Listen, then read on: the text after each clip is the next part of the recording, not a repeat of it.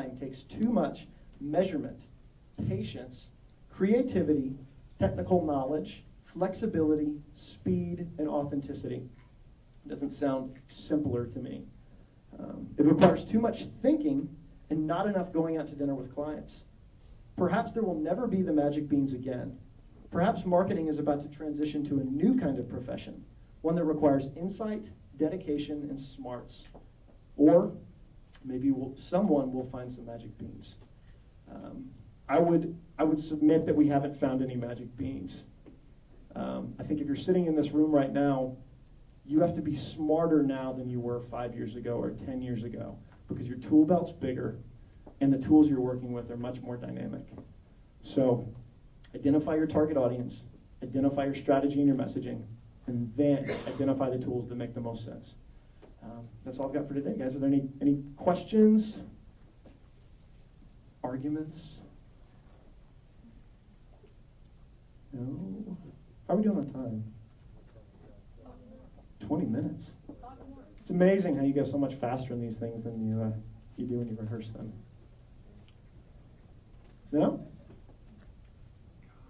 Cool. Does anybody think that I'm totally off base by where I'm coming from? No? Go ahead. Can you share a couple of examples of companies that have done well? Something that you think, wow, you know what, these people, kind of not unlike the experience with something from Napa, but something on the other side. Sure, definitely. And forgive me for not working that into my presentation. If you were on Twitter, more than likely you've heard of a guy named Guy Kawasaki. Guy Kawasaki, he's an entrepreneur, but he's an entrepreneur that's identified Twitter as a tool that he can really use to benefit what he's trying to do. Now he's got a new startup company called Alltop. He uses Twitter not for, I would say that he doesn't use Twitter for self-promotion. It's very clear that what Guy Kawasaki does is he uses Twitter to redirect traffic to his site, Alltop. That's how he makes his money, is directing people to that site. Now he's got over 1 million followers. Cool. He's got over 1 million followers, and I would argue, and I think he would agree with me when I say this, I don't know him personally, but he uses Twitter as a complementary tool to his overall strategy. I don't think he sat down to a table and said, how can I use Twitter? Now, again, I want to be clear based on that question that I think that when we're developing our strategies, we need to develop our strategies in light of social media. I don't think we need to develop our strategies around social media. So I know that's a kind of vague differentiation, but does that make sense? Well, actually, Yeah. funny you mentioned Guy Kawasaki, because I was thinking about him as you were showing this. I was following him on Twitter, but then one, he kept on talking about Alltop, and two, I realized he had like 2 or 3 ghostwriters that helped him tweet. Right. He was filling out my timeline every day, so I stopped following him. He does the same thing to me. So Yeah, no, that's a good point. And what Guy Kawasaki does is he's identified a very, very broad consumer segment. He tweets about things that I don't care about. In fact, this is just a kind of funny side note. About, I don't know, maybe a month ago, I responded to him, and I didn't expect to get any reply whatsoever. But I said something to the effect of, how his tweets have gotten more and more bland and generic. And what he's done is he said, hey, my consumer segment that I'm targeting is a very, very broad one. And so I'm okay with the fact that David Sachs, you may only care about something very, very narrow that I'm talking about, but I'm okay with the fact that the other 60% of the things that I'm talking about, you don't care about.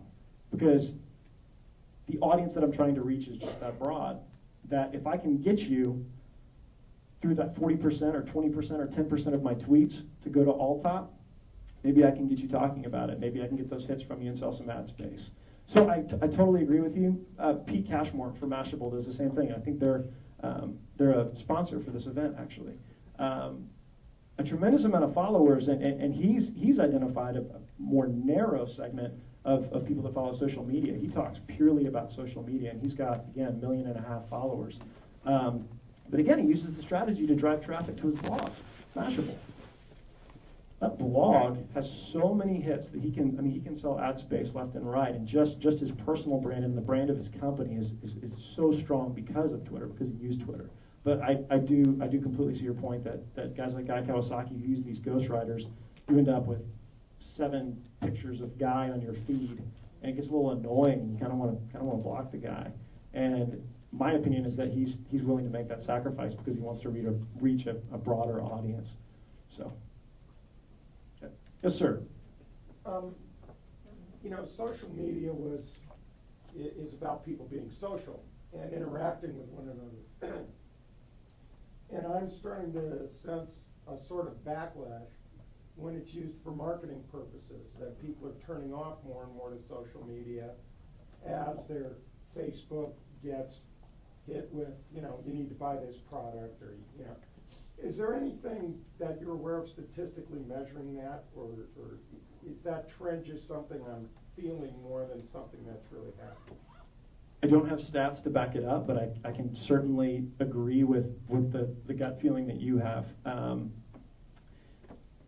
It's my opinion that we have to be really, really careful in how we use these tools.